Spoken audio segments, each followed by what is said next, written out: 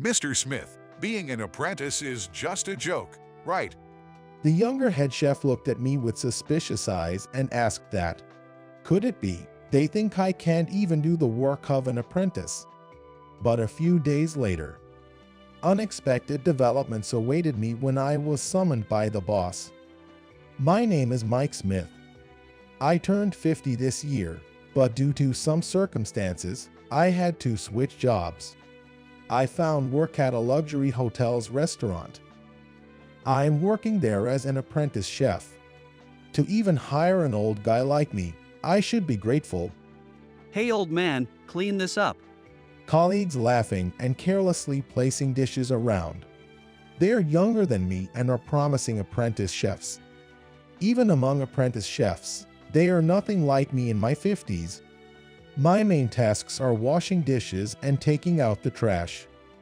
They help with cooking and push the grunt work onto me.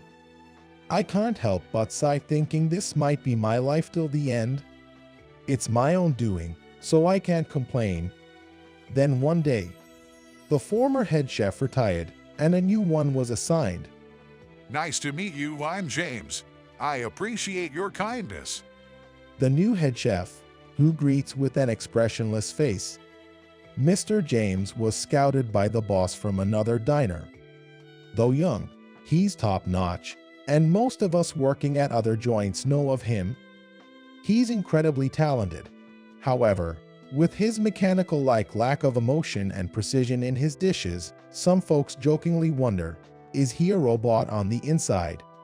But Mr. James quickly fit right in the kitchen, and before long, he shone as a dependable head chef. There's a world of difference between him and someone like me, who's always stuck washing dishes and taking out the trash. He probably doesn't even remember my name. I couldn't help but feel down on myself. Comparing a bright young man like him to an old guy in his 50s who can only do chores. The more I compared, the worse I felt.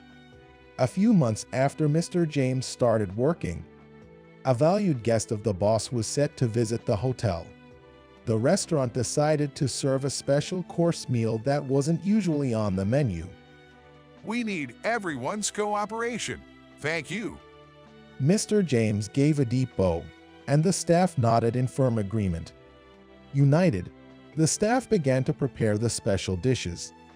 Even though Mr. James is an exceptional chef, he always looks out for his staff and never acts superior. Because of his demeanor, the staff can work wholeheartedly. My job, as always, was just taking out the trash and washing the dishes, but I tried to do it more carefully and swiftly than usual. And then, the dishes were finally ready. All that was left was to replicate it for the real deal.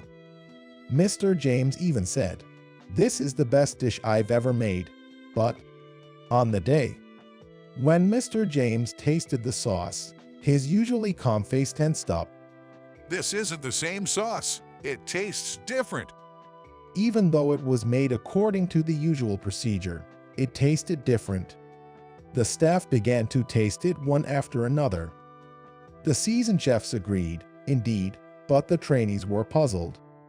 One of the staff said, It tastes good too. Is this not acceptable? No, it's not. If it's not that sauce, the whole dish is ruined. "Why does it taste different?" Mr. James and the chefs began discussing, trying this and that. I tasted the sauce too, and is it the salt? I had tasted the special course when it was finalized, and indeed, the flavor was totally different. It's just a hunch, but I think the salt used is different. But why? We're using the same salt, so why does it taste so different? Did the arrangement of the seasoning change? As I tilted my head, I felt a piercing gaze. Mr. James was staring intently at me, and he said, Mr. Smith, what did you just say? Did he remember my name? I thought, a bit taken aback.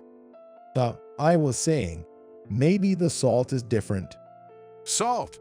He opened the container with the salt and tasted a pinch. Indeed, it does taste different. Then I said, Maybe it's the humidity. It has been raining for the past few days. I shared my theory with Mr. James, who quickly gave instructions to another staff member. Get a fresh batch of salt, and quickly. Yes, sir. Then, he quickly adjusted the sauce and tasted it again. When he let me taste it, it tasted just like what I had the other day. All right, serve it to the customers. Yes, sir. Somehow, we managed to serve it in time and all the staff sighed in relief. Mr. Smith, thank you. Oh, glad I could help. I'd like to talk to you later. With that, he went back to his station. I returned to washing dishes. I wondered what he wanted to talk about. I was feeling a bit uneasy. After finishing my work, I headed to Mr. James' office. Mr. Smith, you're not really an apprentice, are you? When I looked at Mr. James' face, I couldn't read his emotions. Could he possibly think I'm incapable even for an apprentice's job? Oh, I'm sorry. I didn't mean to blame you. Seeing the color drain from my face, Mr. James denied while he waving his hand. About today, how did you figure out it was the salt? I've always had a sensitive palate. I see. Mr. James seemed to ponder for a moment. Sorry to bother you after a long day. You can go home now. Thanks for today. He gave a respectful nod. I bowed my head in return and left. After that, I hadn't heard from Mr. James for a while, and I assumed he was just curious that day. But then, Mr. Smith. yes, sir. I was completely off guard, so a weird voice slipped out. Given my clueless response, Mr. James didn't laugh, but just shared the matter at hand. The boss wants to see you. Come with me. Why does the boss want to see me? Could it be I'm so incompetent that I'm getting fired? If I lose this job, I won't be able to make ends meet. Nervously, I head to the boss's office. Hey, glad you could make it. Have a seat. I was greeted by a smiling boss and, although a bit taken aback, I obediently complied. I've heard about you from Mr. James. You did a great job. Oh, no, not at all. Anyway, I was curious about you and did some digging. You used to work at a famous restaurant in France, right? I froze at the boss's words. And at the same time, the trauma I had sealed inside me resurfaces. Just as the boss said, I used to be the head chef in a restaurant in France. That restaurant was pretty famous, with many celebrities frequenting. I was recognized for my skills in such a restaurant, but racism is still deeply rooted in France, and I became a target. Can we really eat food made by such a savage? A customer shouted in anger, throwing the dish onto the floor. Not everyone in France thinks this way, but there are many who share the customer's sentiment. Soon, the issue escalated, online reviews were vandalized, and bad rumors spread. It didn't stop there. Rocks were thrown at the restaurant, dead animals were left, and the harassment only intensified. And eventually, the restaurant was forced to shut down. It was my mistake hiring you as the head chef. The owner I had trusted gave me a resentful glare, and my spirit was completely shattered. I gave up my path as a chef and returned from France. After that, I worked various part-time jobs back home, but I couldn't stay away from the world of cooking. I returned as an apprentice chef. Even after having my heart broken so much, even after having my pride as a chef shattered, I want to be involved in cooking all my life. That's why I'm here now. Upon hearing my story, Mr. James showed a surprised expression, breaking his usual poker face. I never knew you worked at that restaurant. I've been there once. The dishes were truly amazing. The boss nods in agreement. Having someone as skilled as you as an apprentice is a loss for our hotel. Knowing about your painful past, would you use your culinary skills for our hotel? the boss said, looking straight into my eyes. I shifted my gaze to Mr. James next to me, and he also earnestly requested, Please, show us those wonderful dishes once more. I'll do anything you need. I could strongly feel the sincere emotions of the boss and Mr. James. In France, I lost my confidence. I was devastated, thinking my cooking skills were just that. But, in doing so, there was someone who truly craved my cooking. Knowing this, I felt an overwhelming joy, almost to the point of tears. If you're okay with someone like me. With those words, the boss's face brightened instantly, grabbing my hand tightly. Even Mr. James, who rarely showed emotion, had a soft smile on his face. Seeing both of their genuinely happy expressions, I couldn't help but smile too. Afterwards, I was promoted to the position of sous chef. This was an unusual promotion from a mere kitchen apprentice, and many around were taken aback. Even after Mr. James explained my background, the majority remained skeptical. So, you'll believe in his skills once you see them, right? At Mr. James' request, I served my dishes to the skeptical staff.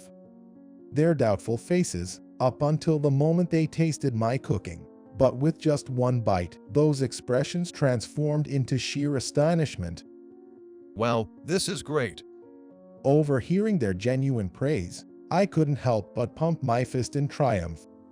Having had my pride shattered in France, seeing their delicious expressions gradually restored my confidence. And eventually, all the staff accepted my position as the sous chef. Those junior chefs who had belittled me apologized right away. We're truly sorry. It was clear they genuinely acknowledged my skills and were sincerely apologetic. So, with a smile, I reconciled with them. Now, they're reliable colleagues I can count on. Then, on a day when I was showcasing my skills as the sous chef, it was decided to open a separate restaurant branch outside the hotel, and I was chosen as the head chef there. Our restaurant had a great reputation, but with the overwhelming reservations, it became hard to serve many guests. Hence, the reason for the branch. I was all in. I took a few of my trusty staff with me and started to whip up dishes at the branch. Currently, Mr. James and I are buddies who always push each other to be better, kinda like rivals. I said, me, a rival, that's big talk. But Mr. James, looking dead serious, replied, aren't we? Thanks to that, everyone started to recognize us as official rivals, and it's quite humbling. Moving forward, I want to keep working hard for this restaurant with my loyal crew and my rival.